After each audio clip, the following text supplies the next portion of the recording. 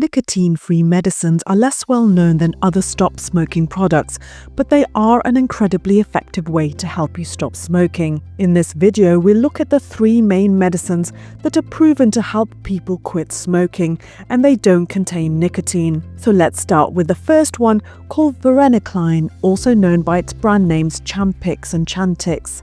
Helps you quit by blocking nicotine's effects in your brain. Normally, nicotine gives you a feeling of pleasure, making you want to smoke more. Varenicline stops this, making smoking less enjoyable and reducing cravings. It also helps with withdrawal symptoms, making quitting easier. And the second is bupropion, sometimes called Zyban, works by changing chemicals in your brain to reduce cravings and withdrawal symptoms.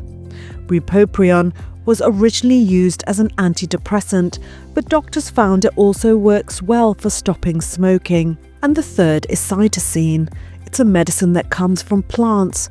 It works just like varenicline by blocking nicotine's effects in your brain, which helps to make smoking less enjoyable and reduce cravings. Cytisine is new to the UK, but has been used for many years in some countries to help people quit smoking. Now, there is a fourth medicine called nortriptyline, which is not specifically licensed for smoking cessation in some countries, but is sometimes prescribed off-label.